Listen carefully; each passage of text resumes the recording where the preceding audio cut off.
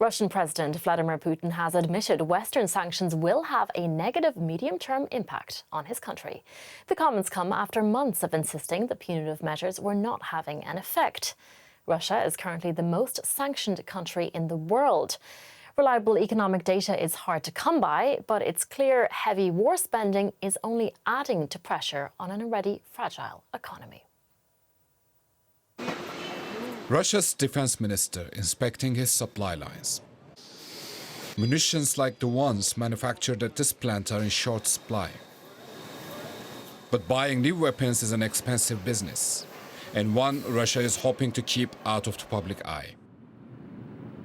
According to Russian Finance Ministry data, unlisted or classified spending has doubled since last year, indicating around a third of the budget is likely connected to the war effort. $31 billion in total, dwarfing all the other publicly listed government expenses. And Moscow's black budget is ballooning at a time of falling commodity prices, which make up the lion's share of Russia's earnings. Western sanctions also continue to bite, according to Russia's president. The illegitimate restrictions imposed on the Russian economy in the medium term can indeed have a negative impact. In this regard, we need to ensure a sustainable increase in domestic demand. In this situation, this becomes the leading factor in economic growth. It's unclear if the Kremlin can kickstart domestic demand. The country officially went into a slight recession last year with GDP contracting by just over 2%. However, that factors in increased military spending, indicating Russia's domestic consumption is likely faring worse than it seems at first glance. And with more and more arms needed to keep Russia in the fight, Moscow's war machine will likely continue to consume the Kremlin's overtaxed coffers. For more on this, I'm joined now by Janis Kluge, a Russia expert at the German Institute for International and Security Affairs. Janis, how significant is Putin's admission that the sanctions are biting? I found it quite interesting, and I think it's significant because, as you pointed out, Putin was saying the opposite just a couple of weeks ago. So what could this mean? I think it means that Putin is realizing that this war is going to be longer than he anticipated, and that it will be more costly, and that it will also demand a lot more sacrifice from the Russian population. And so I think what he's trying to do right now is to prepare the public and also the elites that this is going to be longer and more expensive than originally thought. Now, Janis, Western countries have imposed more than 11,000 individual sanctions against Russia since it invaded Ukraine. Which measures have worked and which have not? I think that each of these measures has a certain effect on the individuals and companies that are targeted. If you ask me for a specific measure that was quite effective, I think it is the oil embargo imposed by the EU. This has really significantly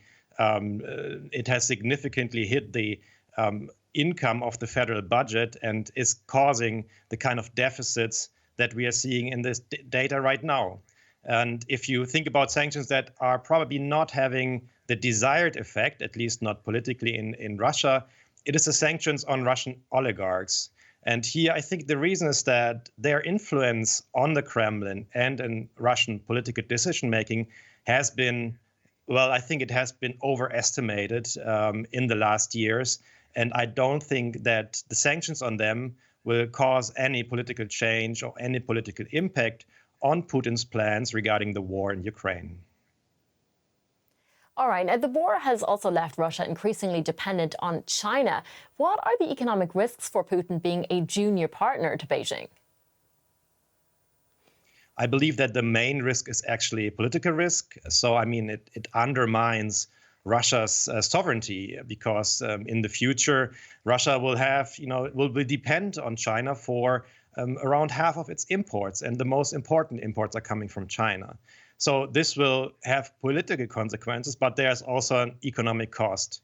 And the economic cost is that China has different goals in this economic relationship with Russia than Putin does. China wants to have a market for its exports and it wants to import resources, while Russia would like to develop its industry and develop technologically in the coming years. And this is under the current circumstances simply not going to happen. And this is the biggest economic risk from this reliance on China for Russia. All right, Yanis Kluge, thank you so much. Thanks a lot for having me. Now, in Russia, publicly criticizing Vladimir Putin's war on Ukraine often leads to harsh legal consequences. Most people prefer to voice their discontent in private. The Russian elite is no exception here. But now, one such critical and supposedly confidential conversation between two prominent Russians has surfaced online.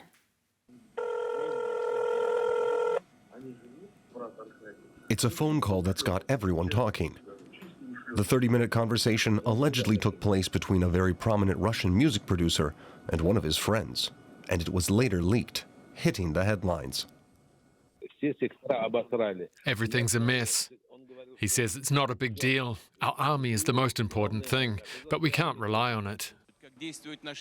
He is Russian President Vladimir Putin. His critics, the two men conducting the call, are allegedly music producer Iosif Prigozhin and billionaire Farhad Akhmedov. And they don't pull their punches when it comes to Putin's war against Ukraine and Russia's top military leaders. Can they hold on to power? No idea. The entire situation is a mess. The country is a mess. Everything is a mess. I don't know. What are we still waiting for, Lera? Lera is presumably a reference to Prigozhin's wife, Valeria, one of Russia's best-known pop singers.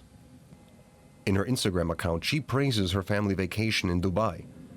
That country is also mentioned in the controversial telephone call, as is Akhmedov's yacht. Because of such details, many people in Russia believe that the recording is genuine.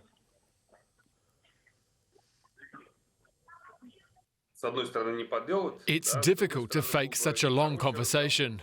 A fake conversation would be significantly shorter, and they would have chosen more prominent figures, a minister or someone like that. The country is all a chatter with the news. Neither Prigozhin nor his oligarch friend has spoken up against the Kremlin in the past. After the recording was released, the music producer said that the conversation had been created using artificial intelligence, even though he conceded that some of the sentences were genuine. Observers aren't convinced. They're wondering just how strong support for President Putin among the Russian elite really is. The Russian elites have lost an awful lot as a result of this war. They are appalled by what's going on at the moment, but they're remaining tight-lipped and saying nothing. Or they say they support Putin, like Iosif Prigozhin in his public appearances in front of the camera. But as soon as they're together in private, unnoticed by the public, they of course say the whole thing is a disaster. Yet this dissatisfaction is not dividing the elites. Opposition politician Dmitry Gudkov is convinced, let alone making them prepared to take a stand.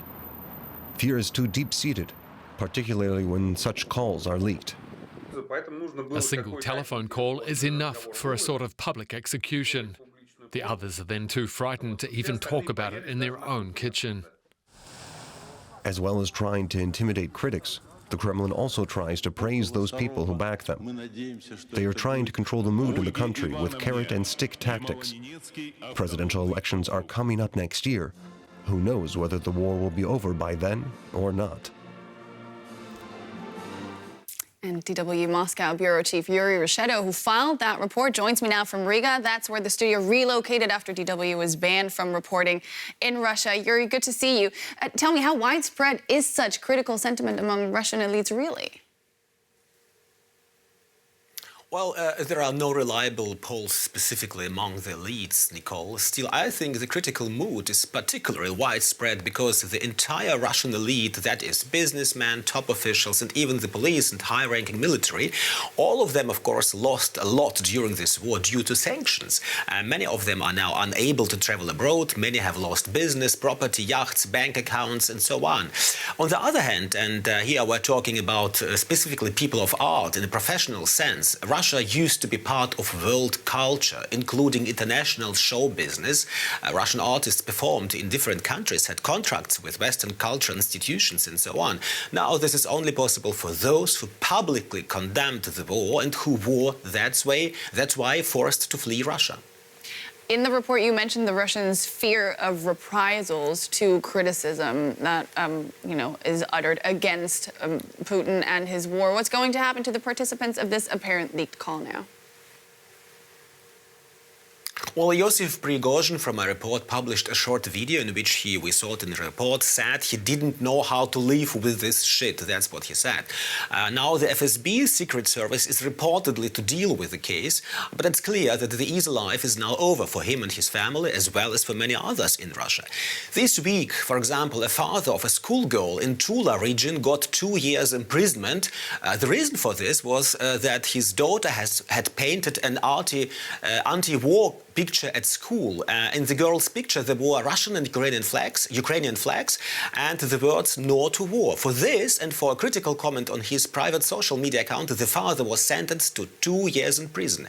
In another case, Nicole, in St. Petersburg, yesterday, a disabled man who has a disabled child at home was sentenced to 5 years in prison for what they call discrediting the Russian army. He published 3 short critical comments about Putin and the Russian politics on his social media account. And meanwhile, there are supposedly more than 500 Russians sentenced for what they call discrediting the Russian army.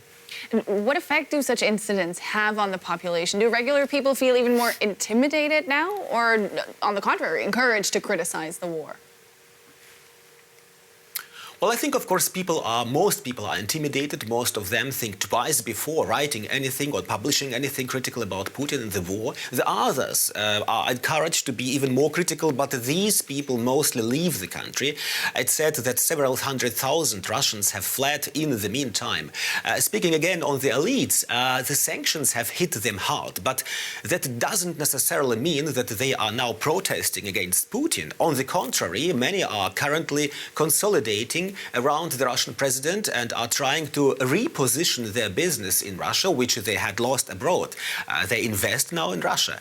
I think Russia is still a long way from a split in the elites. Most are loyal to Putin, both out of fear and for very pragmatic reasons. DW Moscow Bureau Chief Yuri Reshetto joining us from Riga. Thank you.